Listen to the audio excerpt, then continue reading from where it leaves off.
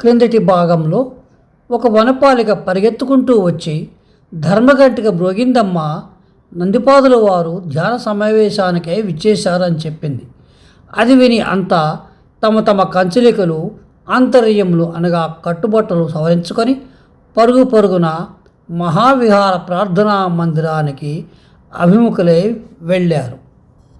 ఆ తరువాత శ్రీవిహారంలోని ప్రార్థనా మందిరం చాలా విశాలమైన బౌద్ధ వైదిక మతాల సామరస్యాలకు చిహ్నంగా శ్రీముఖుని కాలంలోనే అది నిర్మించబడింది.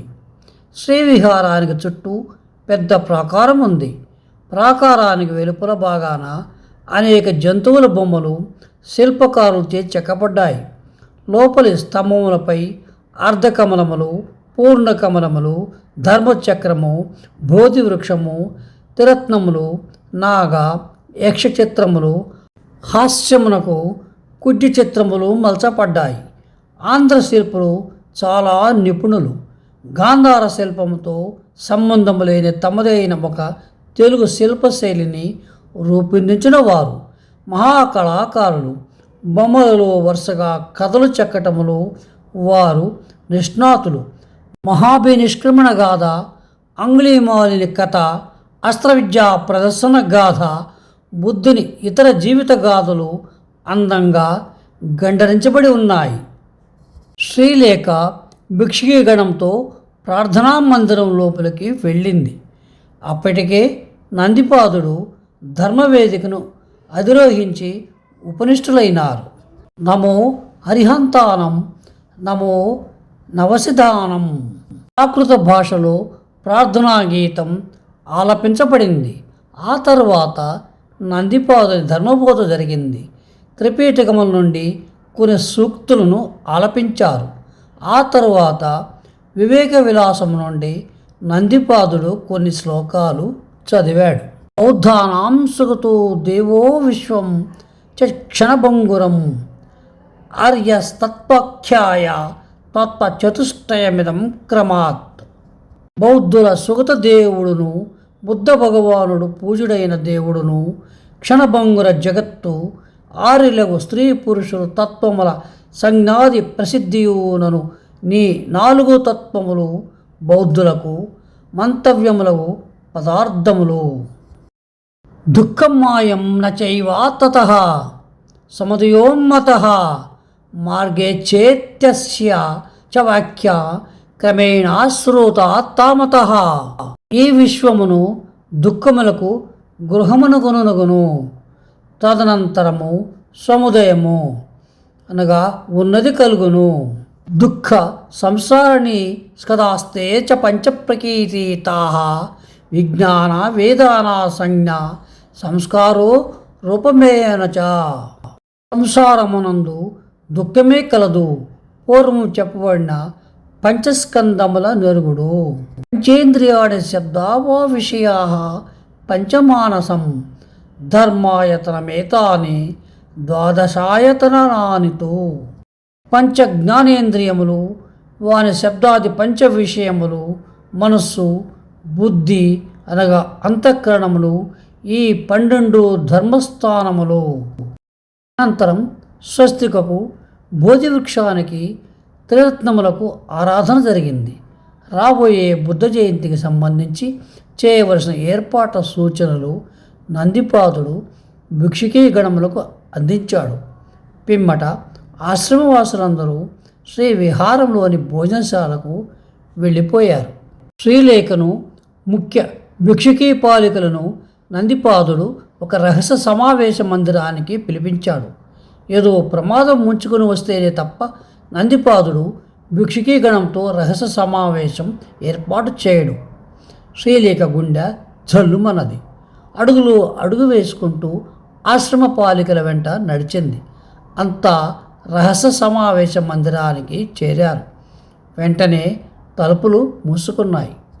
అప్పటి వరకు ప్రార్థనా మందిరంలో చిరునవ్వులు చిందుతూ ఉన్న నందిపాదుని ముఖం కోపంతో ఎర్రబడి ఉంది. యక్ష ప్రతిమలు చెక్కబడిన 5 కళ్యాణ స్తంభములు గల మండప మధ్య భాగం వేదికలో నందిపాదుడు కూర్చున్నాడు. ఎదురుగా రహస్య మందిరంలో శ్రీలేఖ ఆశ్రమ పాలకులు కూర్చున్నారు. అప్పుడు నందిపాదుడు ఇలా చెప్పాడు. నేను మీకు ఒక వార్త చెప్పటానికి విచారిస్తున్నాను. ఇది చాలా బాధాకరమైనది. మీకు చెప్పడానికి నాకు నోరు రావటం లేదు, కానీ చెప్పక తప్పదు. మన శ్రీ విహారానికి చెందిన కరుణసిరి మన ఆశ్రమాన్ని వదిలి వెళ్ళిపోయింది. నిజమా? వింటున్న వాళ్ళు దిగ్భ్రాంతులై ప్రశ్నించారు. అంతేకాదు, ఆమె నిష్క్రమణం కూడా విచిత్రంగా జరిగింది. మన ప్రభువైన శ్రీ శాతకర్ణి యొక్క తండ్రి గారు శ్రీముఖ శాతవాహనుడు దండయాత్రలు జరిపి బంధించి తెచ్చిన వారిలో కొందరు శకులు, యవనులు ఉన్నారు. వారిని యుద్ధశాలల్లో కట్టివేసి వారి ద్వారా విదేశాలలోని కొన్ని క్షాత్ర విద్యలను ఆంధ్ర సైనికులకు నేర్పించటం ఆయన ఆశయం. అలా తెచ్చిన శక సైనికులలో క్యూపుడుసుడు అనే బాలుడొకడున్నాడు. వాడు క్రమంగా పెద్దవాడై ఇటీవల ఆంధ్ర పౌరసత్వాన్ని పొంది ఆంధ్రధానుష్కులతో పాటు స్వేచ్ఛగా తిరుగుతున్నాడు. మొన్న విజయదత్తుడు దక్షిణాపద దండయాత్రకు బయలుదేరే సందర్భంలో సైన్యం కొన్ని లక్షల దళముల కింద విభజింపబడింది. కుపుడుసుడు ఒక దళానికి నేత. దళము అనగా ఒక ఏనుగు, ఒక గుర్రము, 3 రథములు, 5 నేల్పములు. సైన్య సంచలము ప్రారంభమయ్యేసరికి కుపుడుసుడు ఉన్న దళం తమ నాయకుడు కనపడలేదని సేనాపతికి చెప్పిందట. కుపుడుసుడు ఏమైనాడని తక్షణమే విచారించగా అతను తప్పించుకొని పారిపోయాడని తెలిసింది. అంతా చెవులు రెక్కించుకొని శ్రద్ధగా వింటున్నారు. ఇంతవరకు ఈ కుపుడుసుడి సంగతి నందిపాదుడు తమతో ఎందుకు చెబుతున్నట్లు? శ్రీలేఖ రహస్య మంటపంలోని ఉపరి భాగాన చెక్కబడి ఉన్న పంచకళ్యాణి శిల్పములను చూస్తున్నది. బుద్ధుని జననము, మహాభి నిష్క్రమణము, బోధ, మృగద వనము చేసిన మొదటి బోధ, మహాపరినిర్యాణము, ఇవే పంచకళ్యాణములు. ధర్మపాలికలారా, ఇంతకు ఈ విషయం నేను ఎందుకు చెప్పవలసి వచ్చిందంటే, కుపుడుసుడు తాను ఒక్కడే వెళ్ళలేదు. వెళుతూ మన శ్రీ విహారానికి చెందిన కరుణసిరిని తనతో పాటు తీసుకొని పారిపోయాడట. రహస్య మండపంలోని గాలి స్తంభించింది. అందరి గుండెలు శరవేగంతో కొట్టుకుంటున్నాయి. ఎంత అధర్మం, ఎంత అన్యాయం, ఎంతటి కళంకం! నందిపాదుడు ఇలా చెప్పాడు. ఇది కేవలం ఆ మ్లేచ్ఛని తప్పే అయినట్లయితే దానికి మనం అంతగా బాధపడవలసిన అవసరం లేదు. కానీ నాకు తెలిసిన సమాచారం ప్రకారం కరుణసిరి సనార్థ సోపాన పంక్తి వద్దకు తరచూ వెళ్తూ ఉండేదట. అప్పుడు కుపుడుసుడు గుర్రం మీద వచ్చి ఆమెను కలుసుకుంటూ ఉండేవాడట.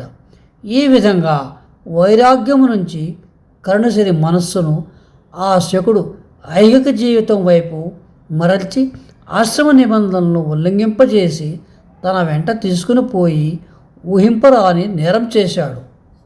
నందిపాదుని పెదవులు వణుకుతున్నాయి. శ్రీలేఖ చెక్కిళ్ళు తెల్లబడ్డాయి. ఆమెకు తన స్నానానికి వెళ్ళిన దృశ్యము, నదిలో కొట్టుకుని పోతున్నప్పుడు ఒక రౌతు తెల్లని గుర్రం మీద రావటము, 2 చేతులతోనూ తను పట్టుకొని నీళ్ళలో నుండి సోపాన పంక్తి మీదకి చేర్చటము మళ్ళీ గుర్తుకు వచ్చింది. గుండె వణికింది. ఇతడు కుపుడుసుడు లాంటి సైనికుడేనా? ప్రమాదంలో ఉన్న వారిని రక్షించిన నెపంతో వారిని మచ్చిక చేసుకోవడానికి ప్రయత్నిస్తున్నాడా? లేదు, ఇతడెవరో తెలుగు ధానుష్కుడు. శకుడికి వచ్చిన ఆ అధర్మ భావాలు ఇతనికి రావు. నందిపాదుడు బుద్ధ భగవానుని అవతారం. ఆయన గట్టిగా సంకల్పిస్తే విజయదత్తుని మార్చటం పెద్ద కష్టమేమీ కాదు. అయినా ఈ విధంగా ఆశ్రమ పాలికలను ఎందుకు ప్రశ్నించారు? ఇది ఆశ్రమవాసులకు ఒక పరీక్ష, మన కర్తృత్వ శక్తికి ఒక పరీక్ష. నందిపాద తథాగతులు మనకు ఒక అవకాశం ఇస్తున్నారు. ఇది సాధించగల ధన్యులెవరు అనుకున్నారు ఆశ్రమ పాలికులు. నందిపాదుడు తర్వాత రహస్య మందిరం నుంచి వెళ్ళిపోయాడు. ఆశ్రమ పాలికులంతా లేచారు. సశేషం. విజయోస్తు.